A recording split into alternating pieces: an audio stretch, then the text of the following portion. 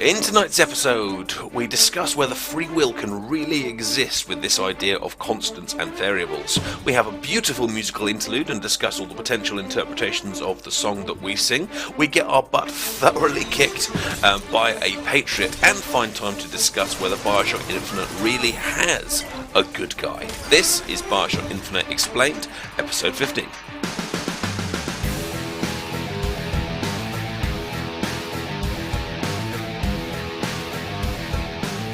Greetings and welcome back to Bioshock Explained Part 15. As always, the goal is to explain the plotline, and there will be spoilers from the very start. Oh, there is a early copy of the barge figure there that I didn't pick up on my first run through. How does one get in there then?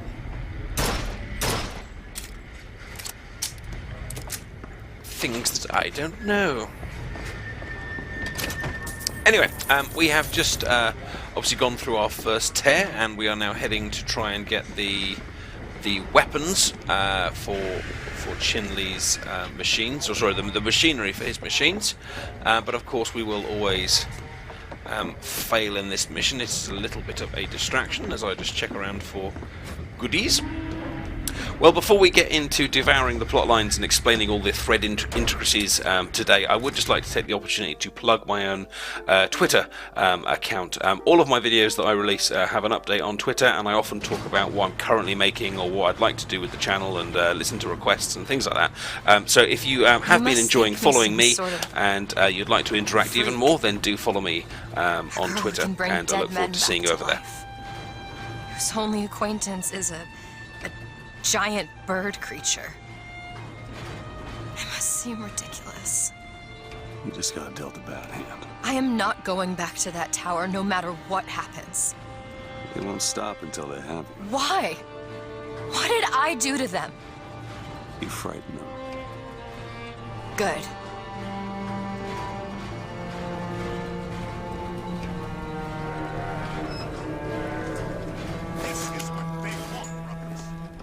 You're so hungry, you can't speak but obey. To keep you so ignorant, you can't. Indeed, so here we are in the kind of the underbelly of Fink Industries. Now, last video I chatted about. Last video I was chatting about the idea that why Elizabeth is so much more powerful for existing in two dimensions, but the rest of us aren't. One of the potential responses to this, one of the responses that I had to this in the comment section. She should pay him back for all of this. Not before she pays us. We're here for guns and then the airship. So just letting the dialogue finish there. One of the. I guess we could head straight for the police station, or see what's in that bar. What do you think? Sure, let's check the bar.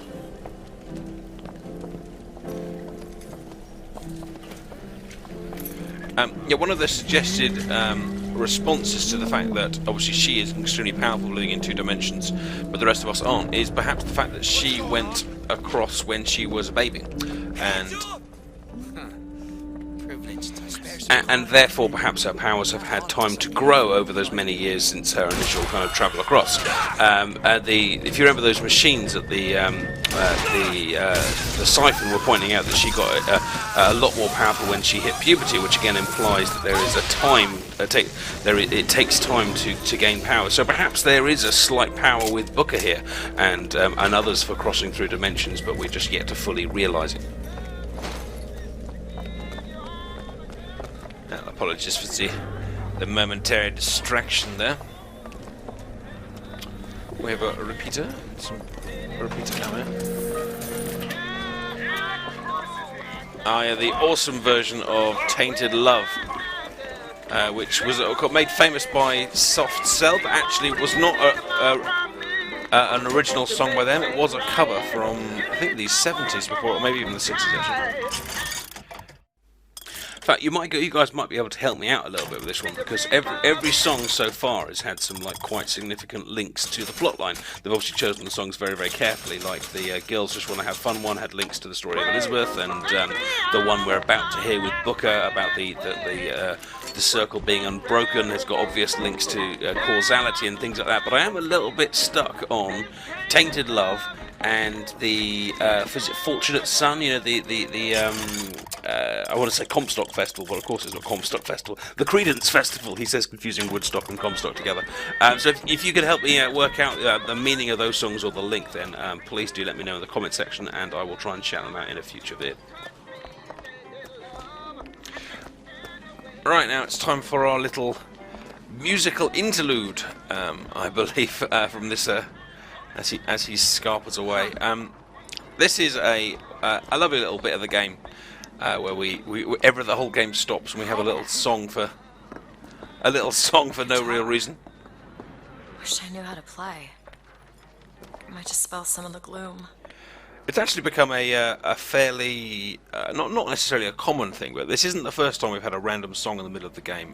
The game Red Dead Redemption had 2 occasions where in the middle of the game the whole kind of gameplay stopped and we had a kind of song interlude while you kind of went travelling. More Grand Theft Auto, you kind of regularly have kind of drive. Look at what? Look at what? Yes, a Voxphone. Regularly had kind of points where you'd be driving, but the music would kind of calm you down in some way. But perhaps this is the most explicit break, because it is the main characters almost having just a little sing-song to pass the time. But let's have a little listen and then discuss the potential meaning of this little tune.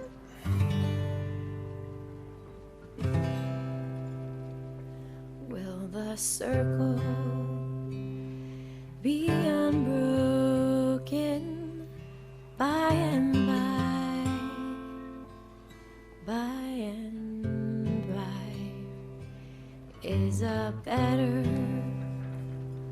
home awaiting in the sky, in the sky. Beautiful. Right, well, there's a few things to consider there. First of all, where did you learn to play? Secondly, the lyrics of the song are clearly not an accident that they have chosen this one. Will the circle be unbroken? We are the circle. The circle of Comstocks and Bookers and infinite universes, all that kind of stuff. And of course, the ending of the game, as it is Bioshock Infinite Explained, the ending of the game is the circle being broken, going back to keys. That is the when the game ends, we break that circle. We die before the baptism takes place, and therefore the unending chain of events is stopped. And of course, the second line there about the city in the sky is clearly supposed to be a reference to heaven in the original writer's eyes. But of course, in the context of Columbia, we know we can see the kind of the irony there. Let's have a little to this voxophone, and then I want to talk about that little incident with the apple. When you force deep underground, well, you see things from the bottom up. And down at the bottom of the city, I saw a fire burning. The fire's got heat aplenty, but it ain't got no mouth. Daisy. Now she got herself a mouth big enough for all the fires in Columbia. So just a bit of further biography from Daisy there, but nothing particularly groundbreaking. However, that little scene with Elizabeth at the beginning of this particular episode, at the beginning of the song, where she gives that homeless or starving kid an apple, was obviously very much supposed to paint her as this innocent, generous, kind, parental, benevolent, loving figure. which is great. But do you ever stop to think about who the good guy and who the bad guy in Bioshock actually is? And this is something I've been discussing with several of you in the comments, and I think it's a really interesting concept that who is the good guy? I mean, is it Comstock? Well, clearly not, because he's caused this massive city problem. Is it Booker? I mean, we're playing as Booker, which implies the good guy, but he does an awful lot of brutal things, and one of you was even commenting in the previous videos that when he possesses people, they end up kind of topping themselves afterwards, and you know, he sold his own daughter. I mean, that ain't good. He's not a good guy. And Daisy, she's kind of set up as this hero, but of course she ends up not being a hero, which kind of leads us with Elizabeth, who is clearly painted as this hero, and she's the one that ends up kind of destroying... There's a tear over there. Hello, Tear. Do it! You bet. You do it. She's the one that ends up destroying New York in the future, so it's I think you can probably make the case that there really is no good guy in Bioshock. Just everyone kind of responding to events and... everyone kind of responding to different events, or everyone, once they experience power, are changing their kind of individual kind of moral compasses. And in fact, as one of you kind of pointed out in the comments, that absolute power corrupts absolutely, because everyone seems to end up twisted. Although that, in a sense, that is kind of a theme of Bioshock games overall. I mean, if you think about Bioshock 1 and 2, anyone in any kind of position of authority seems to end up pretty mucked up, really. So I think there's a fairly low opinion of humanity in this particular game.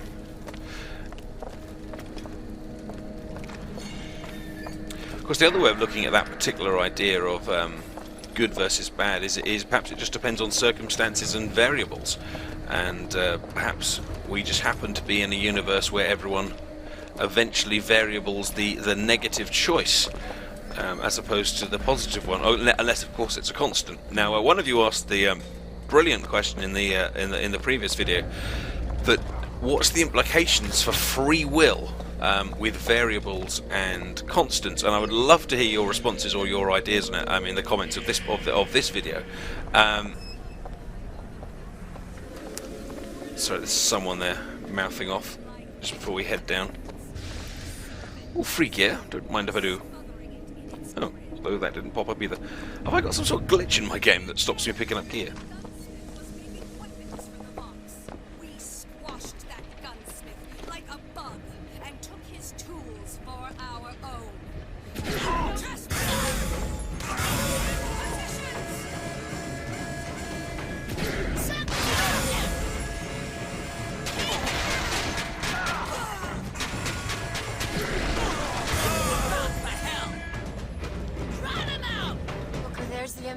We're gonna have to get through an army to get those tools. You have this coming.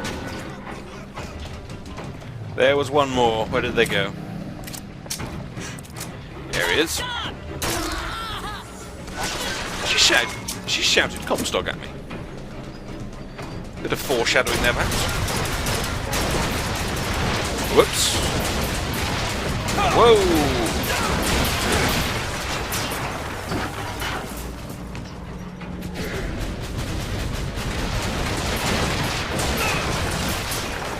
That target is immune to possession. Okay. Ow. Ow. Can I target one from here? Oh, ow.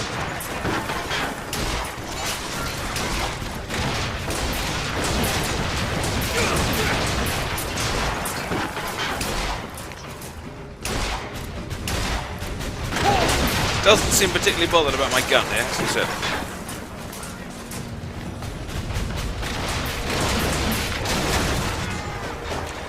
Anyway, while we're trying to take out these guys, let's get back to our conversation about constants and variables and free will. Because in theory, of course, if something is a constant using the idea of multiverses and the Bioshock logic, that would imply that actually there is no free will. And we see this later in the game where Booker has to give up the baby. Do you remember where Elizabeth is saying no matter which way you turn, no matter how long we stay here, eventually you will give up the baby. This is a constant, so that implies that actually there are particular times where this constant stops someone having free will. But then, of course, there's the ones with the variable, which would imply that a person does have a choice, such as maybe when Booker does heads or tails earlier in the game, and of course the famous necklace with the cage and the bird. But the whole idea of this multiverse idea, as far as I understand it, and you're perfectly happy to correct me if I'm wrong, in the comment section, is that every time you make a decision going one way, that implies that there'll be someone else in another multiverse somewhere that makes the opposite decision of going the other way. In fact, we saw it with Chen Lin last time, didn't we? With the he marries one woman in one universe and he marries another woman in the other universe.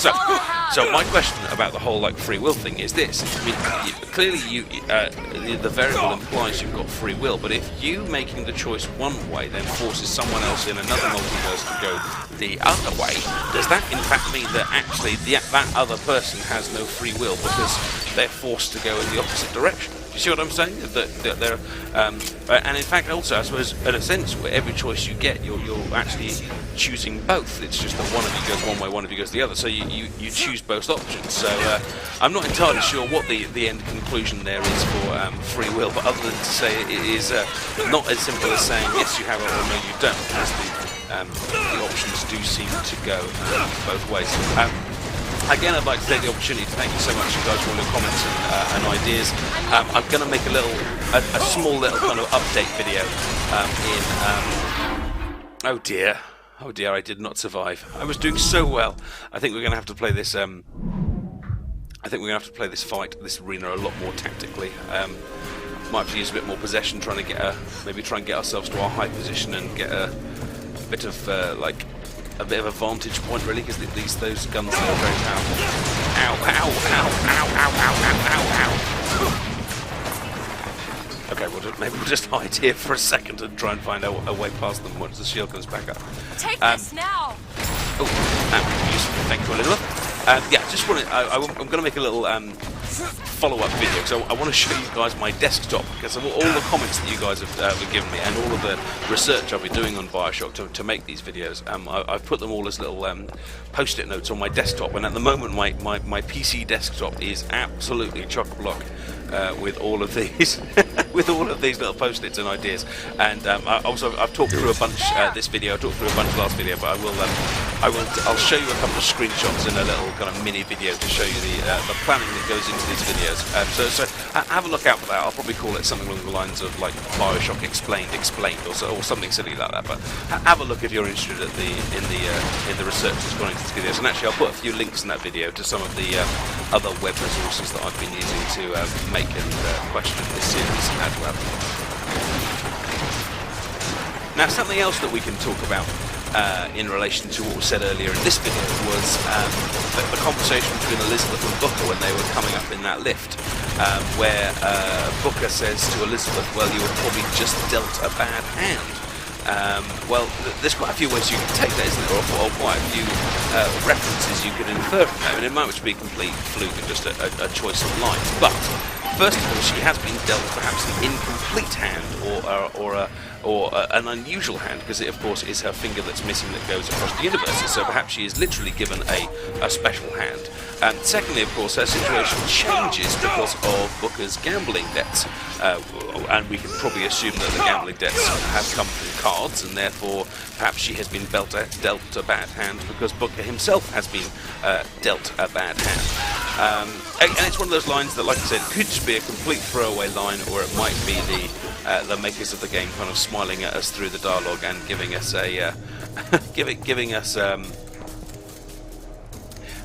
almost giving us the plot line right in front of our faces a good hour or two before they actually reveal it to us. We've got a Patriot! Yes, we've got a bit of a Patriot down there. I think we are going to have to try and use a bit of possession to try and force everyone else to kind of take them out for us.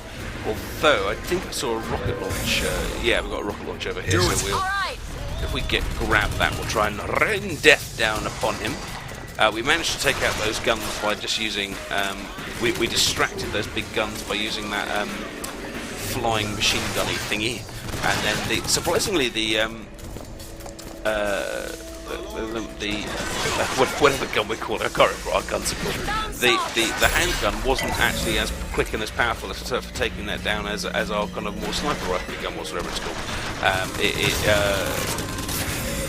Which perhaps is somewhat counterproductive, so I might need to rethink about using that one, because it doesn't seem to take men down in one shot either, unless I actually kind of one-shot them in the head. So if you've got any suggestions for my secondary weapon, stick them in the comments. I might change it up in the next video, because I don't think I've got many upgrades for that one going along yet either. But we shall rain the rockets down upon the Patriot from relative safety up here, especially as he's trying to fight that with that machine gun as well.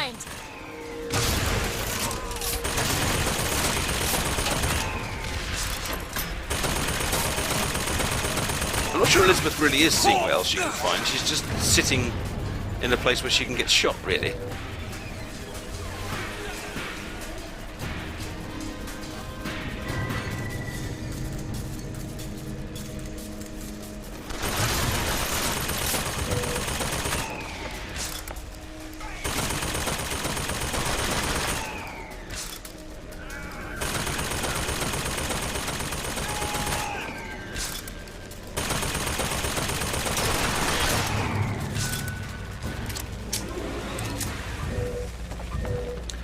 Okay. Whew. Quite a little arena battle there.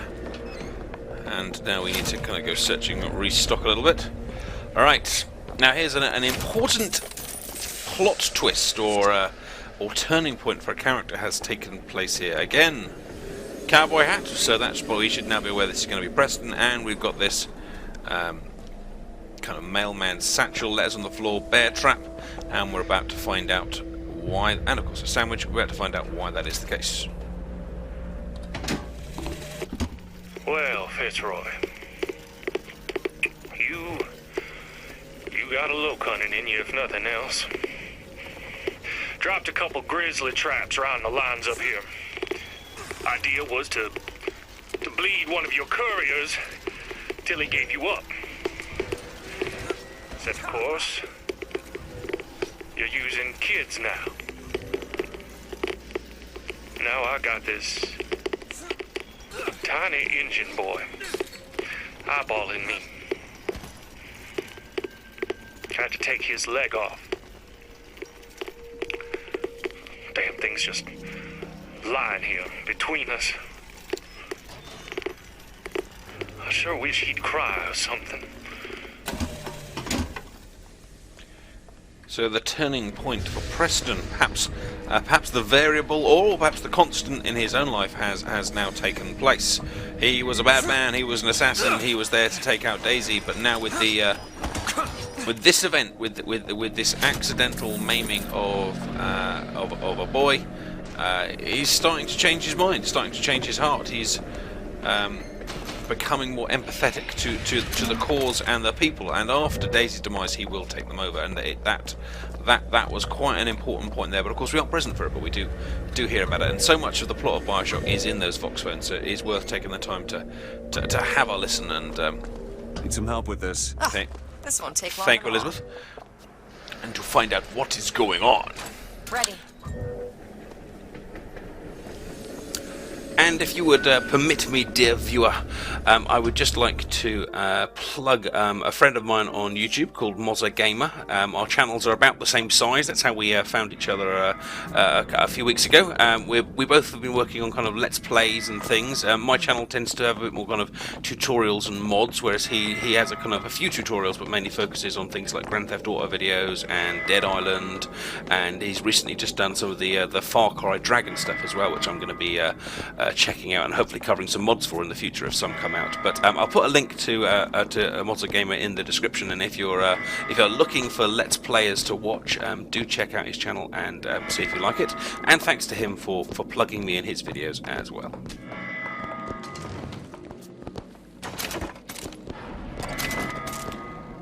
Fitzroy spotted.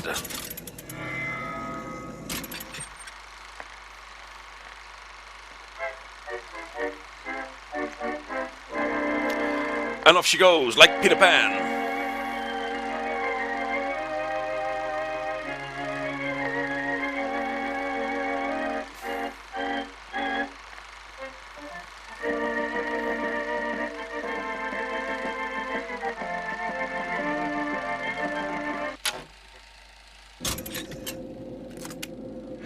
not sure we ever actually find out whether he has foreseen her demise, or whether it's just, whether that one literally is just propaganda. Although he is very, very clued up on what is going to happen to Elizabeth and what is going to happen to himself, so it's entirely possible actually that he has seen the killing of Daisy. In fact, actually, I take that back. He must have seen that, because when you get to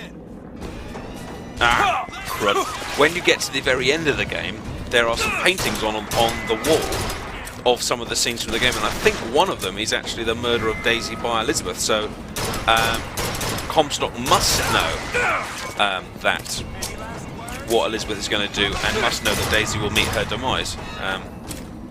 So yes, I've actually answered my own question in that particular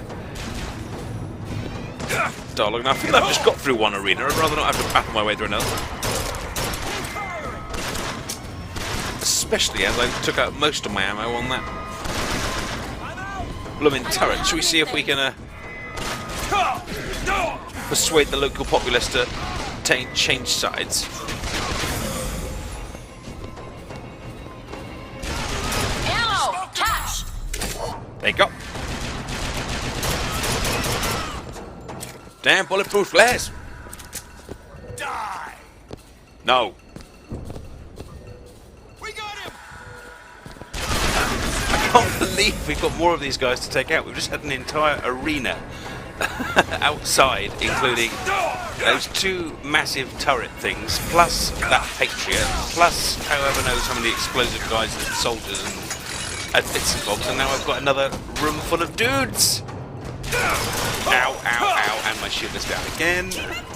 We may have to dispense with the intelligent Bioshock plotline dissection for a minute while I scream and try and survive. Oh no, that sounds like another... That's another Patriot. Can I run down here? No, I don't want to run away, I want to win. I want to win. But this is going to be suicide. Right, I've got half a nugget of salts. There's a Vox phone we'll listen to a little bit later. There's Elizabeth running in front of the Patriot. It's a good job she's like immune to all their attacks and stuff. Right. Zap him, get behind. Bang, bang, bang, bang, bang, bang, bang. Thank you, Salt. Thank you. Ow, ow. He punched me back into the room. Right, there we go. Now it's stunned. Bang, bang, bang, bang, bang, bang, bang, bang, bang, bang. And try and keep stunning him until he wakes up, but he wakes up so quickly. In fact, actually, I'm having to punch him faster than my reload animation, so I'm not actually being able to reload the gun, and now my health is gone down, and my shield is down, and I'm going to have to run and cower behind a window. Brilliant. Genius move on my part, hiding behind an open window. Shield, please. Shield, please. Let's do the old cowardly technique of running behind him. Will you please get stunned? 70%. Bang, bang, bang, bang, bang. Is he dead? Or is he slumped? Just slumped. Brilliant. Come on, die. He's lost his head. Surely losing one's head would suggest death in most scenarios. Have you not seen the whole... Or am I doing that chicken thing where he kind of runs around for 5 minutes after losing his head? Oh, great. So that's my ammo. And now I've got the really, really slow... hand cannon. I can't believe I've actually made a video about how to kill these things when I'm having so much problem with this one. Oh, thank goodness. Woo!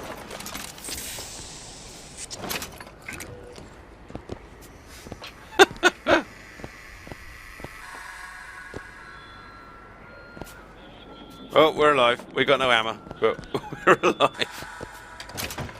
And with that little victory, I think our 30 minutes is up, dear viewer.